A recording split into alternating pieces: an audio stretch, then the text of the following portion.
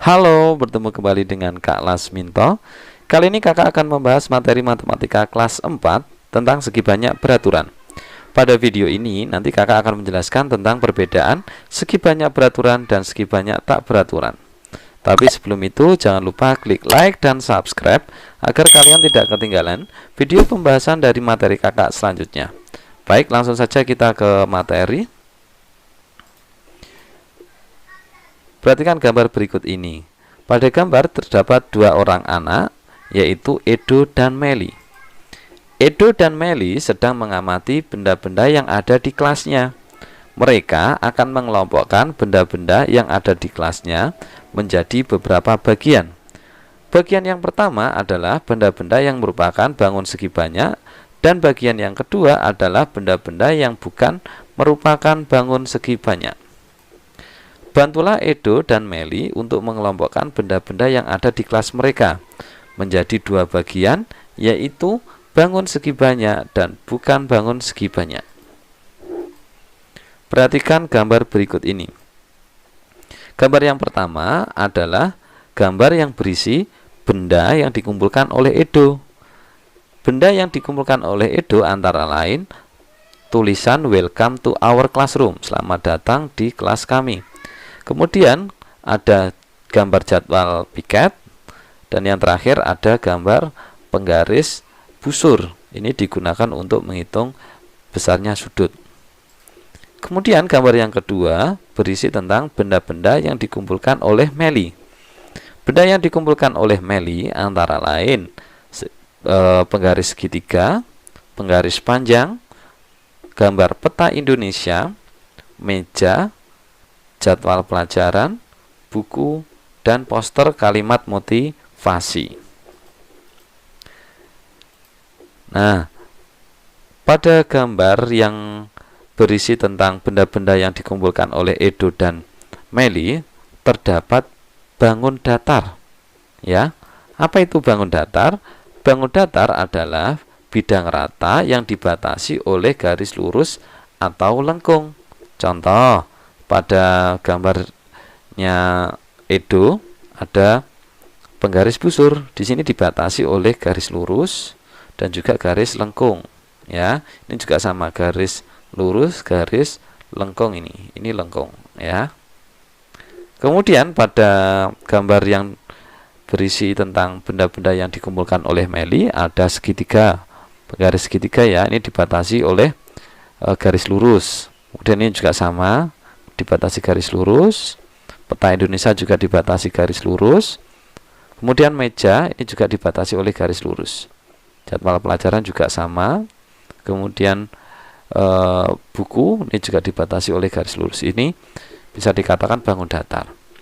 Kemudian ada satu lagi, bangun segi banyak. Nah, bangun segi banyak adalah bangun datar tertutup yang dibatasi oleh ruas garis lurus. Ini harus ruas garis yang lurus, garisnya harus lurus. Jadi kalau gambar yang dikumpulkan oleh Edo ini bukan bangun segi banyak karena ada lengkungnya ini. Walaupun sini lurus, sini lengkung, ini tidak boleh. Harus lurus semua. Ini lurus, ini lengkung. Nah, ini tidak boleh. Ini bukan bangun segi banyak. Nah, ini kalau yang dikumpulkan oleh Meli ini bangun segi banyak karena dibatasi oleh garis lurus. Bisa membedakan, ya. Kalau segi banyak harus lurus, tapi kalau yang lengkung ini bukan segi banyak. Kita lanjut. Perhatikan gambar berikut ini. Ini ada gambar A, kemudian gambar B, gambar C, gambar D, dan gambar E. Nah, pada gambar di atas yang termasuk bangun segi banyak adalah gambar A dan D.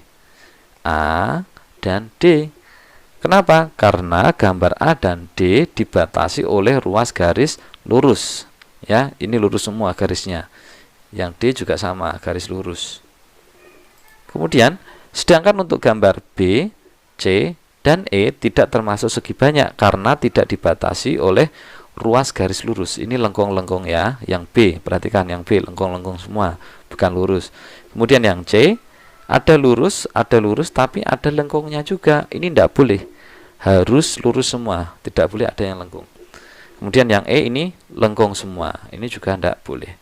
Berarti yang termasuk segi banyak beraturan, termasuk segi banyak adalah yang A dan D. Nah, segi banyak dibedakan menjadi dua ya. Yang pertama segi banyak beraturan, yang kedua segi banyak tak beraturan. Bangun segi banyak beraturan adalah bangun segi banyak yang sisinya sama panjang atau sudutnya sama besar. Contoh bentuk bangun segi banyak beraturan adalah segitiga sama sisi, persegi, ya, segi 5 beraturan, segi 6 beraturan. Perhatikan gambar berikut ini. Di sini ada gambar persegi.